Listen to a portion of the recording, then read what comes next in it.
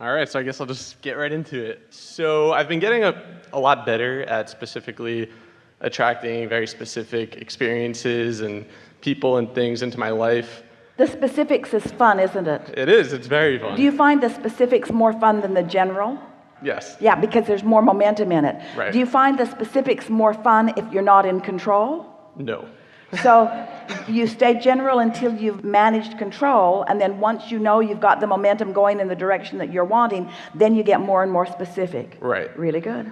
So my question is based on an experience I recently had. So about 6 months ago, I got an email from my credit card company saying that they were having a sweepstakes for $20,000, and all you had to do was write a paragraph about your dream vacation.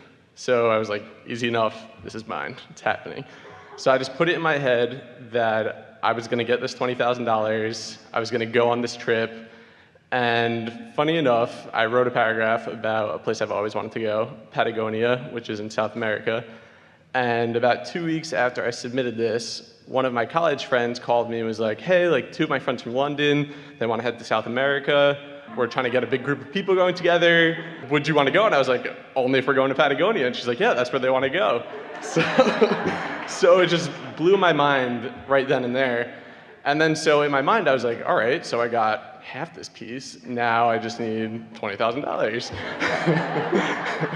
So oddly enough, I didn't even know the end of the sweepstakes when they were telling who won, but I kind of forgot about it and just put it in my head that I was going to come into $20,000. And about 2 weeks before I went on this trip, I won $20,000 on a scratch-off lottery ticket. So, yeah. So not even how I expected to get it, but it So before you still go came. further, we want to explain some things, because what you lived is the perfect demonstration of what we were talking about earlier, and we want to connect those dots so that everyone can hear it. So you heard us say that the source within you, your inner being, knows where you are in relationship to everything you want. Right. And is giving you the information that you need, is revealing it to you. You just got to get in the receptive mode. And the path of least resistance, the only reason that there is resistance on your path is because you put it there. But no worries, Source can always get around the resistance that you've put on your path. So Source knows that you want to go to Patagonia. And Source is saying, you can go anytime, you can go anytime. There's a way for you to go. And you're thinking, not me, not me. So then here comes this credit card offering, which is part of your path of least resistance, because it got you thinking. It caused you to offer a little less resistance. It wasn't the way that you got your trip to Patagonia. It was just the way that you started letting yourself believe in your trip. You see what we're getting at? Mm-hmm. And so it was the path of least resistance. And so you took the time to write about what you wanted for the first time in a stronger sense of belief than you've ever had before. So your path of least resistance had less resistance on it for a little while than you'd ever had before. So you entered the contest, you sent it, but what you really did was enter a vibrational contest. In other words, because your vortex is full of all kinds of things. In other words, do you realize how many things are in your vortex that your inner being is guiding you toward? That if somebody would just send you an email that told you that they would send you the money if you would just write a paragraph, can you feel what the path of least resistance would be? So anyway, the path became a little clearer for you for just a little while, enough so that your vibrational stance was such that now you could be in the receptive mode of what others were planning to do. Right. But all that was missing was the money. And so then you were inspired, the idea, the timing of the idea to the scratch off tick. Every now and again, Esther will say, Abraham, that was just remarkable, and that was just unbelievable. She doesn't mean it's unbelievable, because as it happened, she's now believing it. She just means this was formerly unbelievable, and even now it's happened, sort of hard to believe. And we say, Esther, we keep your earth spinning in its perfect orbit, in perfect proximity with other planets. We think we can guide you to a scratch-off ticket.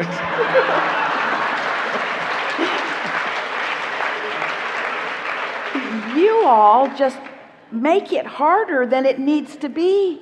In other words, the money could be directly downloaded into your account. You wouldn't have to go through the gyrations that you go through. Right. If you believed it. So then my question is, after attracting something so specific and so obvious that I got this because But wait, was it so specific, or was it engineered to get around the resistance that you had in place? Ooh, hear that. It was engineered to get around the resistance that you always have in place. There's always some resistance. It's okay. It's okay. Just try not to wallow in it. So then my question is, why, after having this experience, do I still sometimes doubt? Why can't I? We wonder the same thing. It's just hard to believe, isn't it? Yeah, practice thoughts.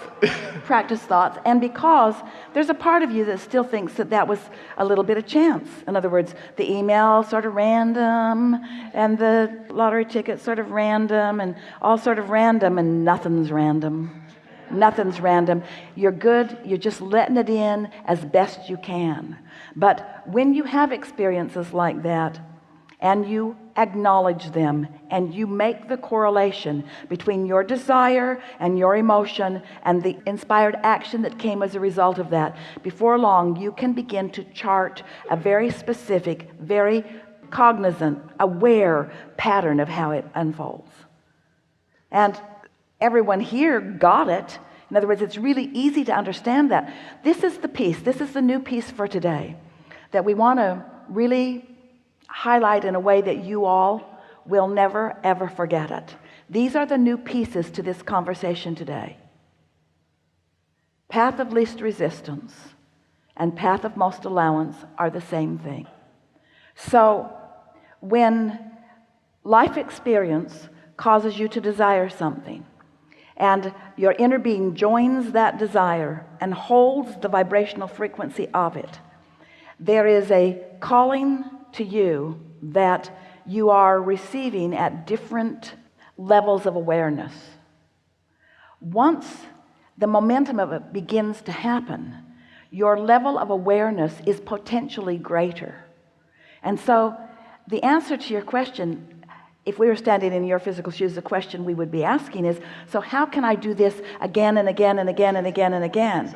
And the answer to that is by being general enough that you allow the momentum to get going, and then being alert enough, aware enough to realize that as it is going, that you can feel the momentum of it, that you can actually feel that you're on the path of it, and then deliberately enhancing that feeling of alignment as you go.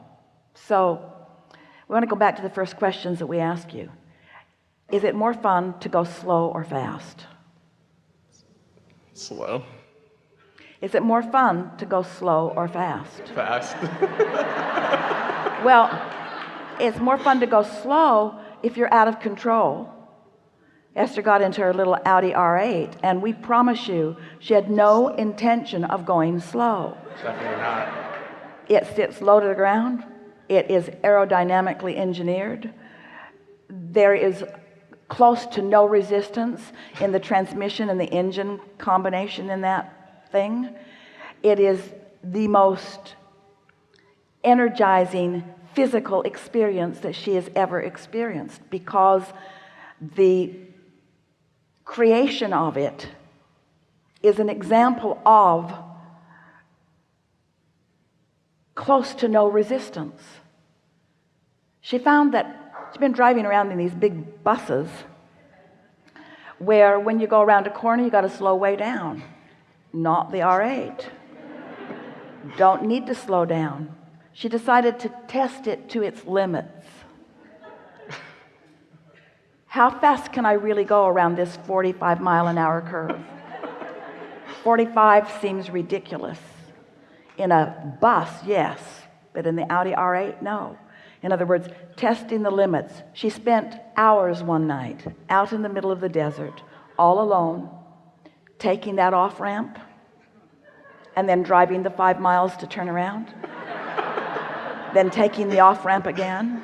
And she figured that if she crashed and burned, she wouldn't bother anybody because there was nobody else around. She wanted to know, how fast can I take this 45-mile-an-hour corner?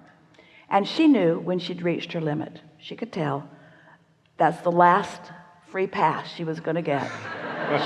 She could feel, because The dynamics, the physics of this time-space reality showed her under these conditions on this track, it's a highway, on this track, in this car, under these conditions, this is as far as I best go until they devise an even better car or an even more experienced driver. There are a lot of variables there. So that's what you're doing. You're testing your limits. So when we ask the question, is it more fun to go fast or slow? There's no right answer to that, really. Conceptually, fast always feels better, provided there's no resistance. But if there's resistance so that fast makes you uneasy, then you want to slow it down. And so the answer that we want to come back from you is, Abraham, I'm not looking for fast or slow to be the right answer. I'm looking for alignment to be the right answer. I want to go as fast as I can go and not crash and burn. That's really what you want to say. I want the energy to go as fast as it can go and me not offer resistance. So if you've got a belief that has a lot of resistance in it and you beat the drum of a desire, you're setting yourself up for a tug of war, because as you amplify your desire, given the resistance that you hold, now there's more resistance within you and you're not having a fun ride. And so we don't ever want you to believe that your work is to slow down the desire, because you can't really slow it down. But don't try to amp your desire faster than the boundaries of your resistance. Can you hear what we're getting at? And so the true work is in the releasing of resistance. The true work is in meditating. The true work is in putting your feet in the bay. Your true work is in getting outside and finding yourself happy with nature. Your true work is anything and everything that you can do to bring yourself into alignment with who you really are. And once you know you're in alignment, then turn your attention to things that you care about. But if you turn your attention to things that you care about before you're in alignment, now you might be going too fast for the course, and then. Good answer? Perfect. Thank you.